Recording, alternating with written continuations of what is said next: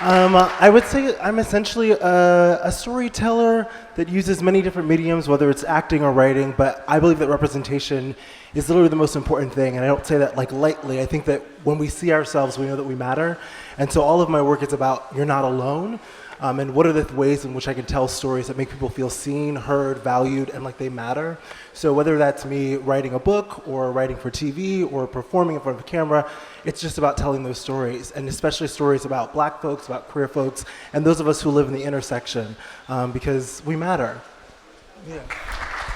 So, a follow-up to that, I think there's lots of narrative right now about queer Black people in general in our stories oftentimes being very sad. The fact of the matter is they oftentimes are sad. Can you talk a little bit about how comedy has become is such a valuable tool in the work that you use, that you do today? I find a lot of your work to be hilarious, but it's really clear there is you went in with a mission and a point, and you plan to hit, but you also plan to make people laugh. Can you share a little bit about that? Yeah, I mean, I think that the stories around trauma are important because we need to know what's happening in our lives and have that shared connection. But I also think that there's so much joy, that part of being alive is the joy. And that so often when you're in a marginalized group, the focus is the trauma and not the fact that you're just a human. And sometimes, like, we're in Big Mouth, our stories about kids hitting puberty. And I'm always like, well, why can't that Black gay kid just cheat on a math test? Like, that is a story as well. It doesn't have to be, he's coming out and his mom doesn't like that he's coming out. You're like, that exists, but there's more beyond that.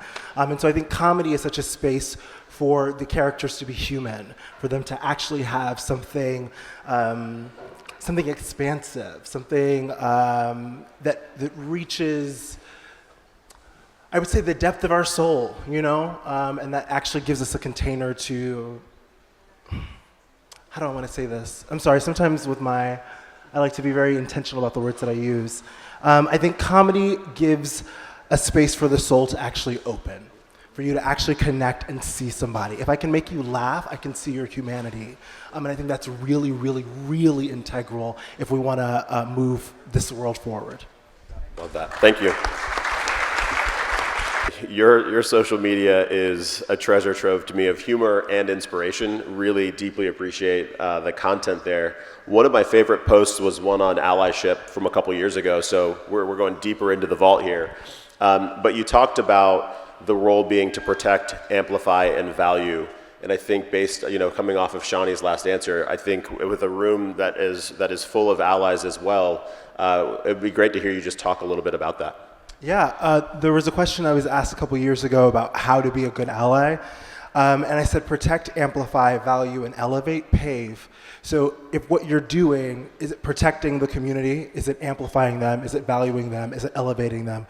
So protection looks like if you see something happening, you say something, or you get that person to safety. Amplification could look like, instead of me talking about this community, I'm going to repost somebody from that community's content. How do I amplify? Value could look like anything. It could be telling you that you look beautiful today, that I care about you, that I love you. That could be value. And elevate is promotion, honestly. We forget to promote people of color or queer folks in our corporations. And so how do you elevate? How do you mentor somebody so that they can be elevated? There's a desire, especially inside of Hollywood, the DEI, to elevate all these people, but not give them the mentorship or the training. And so when they do get the position, they fail at it. And then we go, oh, see, we can't give a Black person that job or a queer person that job.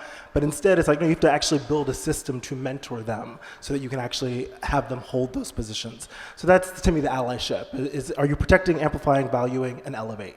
Pave. Can I add on? Please. Yeah.